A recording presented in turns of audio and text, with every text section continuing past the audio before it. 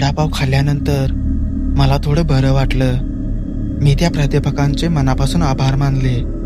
पुढे त्या प्राध्यापकांनी माझा प्रवेश त्या शाळेमध्ये करून घेतला. ते प्राध्यापक माझ्या गावचे असल्याने फक्त ते एकटेच माझ्याशी आपुलकीने वागायचे. बाकी सगळी मुले आणि मुली मला नको नको ते बोलायचे. मी त्या सगळ्या गोष्टींकडे दुर्लक्ष करत होतो, कारण मला शिकून मोठं व्हायचं होतं. माझ्या आईवडिलांनी जे स्वप्न बघितलं ते सत्य करायचं होतं. मी खूप मन लावून अभ्यास करत होतो. शाळेच्या थोड्याच अंतरावर आमचं हॉस्टेल होतं, पण मला तिथे जाण्यास प्रवेश नव्हता, कारण माझ्याकडे त्या हॉस्टेलची फी भरायचे पैसे नव्हते. माझी अडचण मी प्राध्यापकांना सांगितली.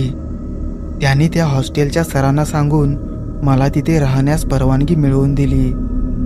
जशी जशी वर्षे सरत गेली तसं माझं शिक्षण पूर्ण होत आलं होतं. गेल्या 2 ते 3 वर्षात त्या शाळेचे विद्यार्थी आणि सगळे सर आता माझ्या ओळखीचे झाले होते. सगळे नीट आणि प्रेमाने वागायचे, कारण माझा अभ्यास आणि प्रत्येक वर्षीचं गुणपत्रक हे चांगलं होतं. मला प्रत्येक वर्षामध्ये 95% पुढे मार्क पडायचे. कधी कधी ते 98 आणि 99 पर्यंत जायचे. त्या काळी एवढे मार्क म्हणजे सर्वात उच्च दर्जाचे होते. माझं 10वी पर्यंत शिक्षण होऊन आता माझं कॉलेजचं पण शिक्षण मी पूर्ण केलं होतं.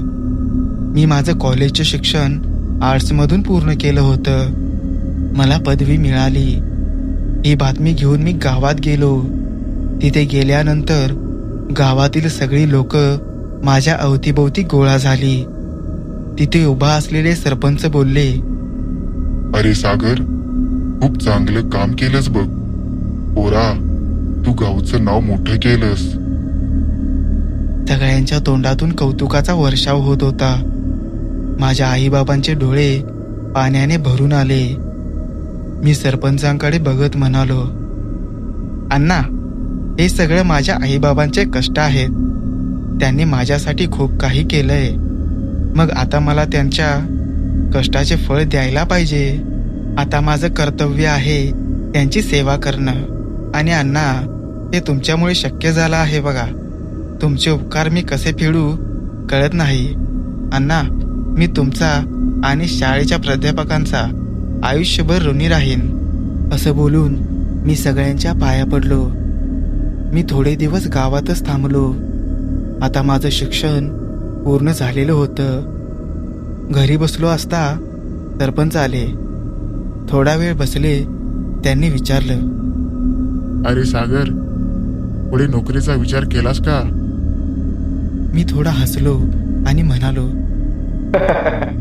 अण्णा, आता एवढं मोठं शिक्षण घेतलं म्हणल्यावर शेती थोडीच करणार आहे का? एवढं बोलून आम्ही थोडे हसू लागलो. दुसऱ्या दिवशी मी आईबाबांना सांगून पुन्हा शहराकडे निघालो. मी आधी सरपंचांच्या घरातून शाळेच्या प्राध्यापकांना तिकडे येण्याचे कळवले होते. शहरात गेल्यावर मी प्राध्यापकांना भेटलो. त्यांना नोकरीसाठी शिफारस केली. त्यांनी माझा अर्ज स्पर्धा परीक्षेमध्ये भरला. मी त्या परीक्षेचा निकाल लागेपर्यंत थोडे दिवस शहरातच थांबलो. हॉस्टेलवरती बसलो असता एक दिवस मला बातमी कळाली. त्या स्पर्धा परीक्षेचा निकाल लागलेला होता. मला बघायचं होतं माझा नंबर त्यामध्ये आला की नाही. मी धावत प्राध्यापकांच्याकडे गेलो. त्यांनी माझा निकाल आधीच काढून ठेवलेला होता. मला बघताच त्यांनी माझं स्वागत केलं आणि माझ्या तोंडात पेढा भरवत माझं तोंड गोड केलं. मी त्याचं कारण विचारायच्या आधी त्यांनी माझ्या हातामध्ये माझं गुणपत्रक ठेवलं.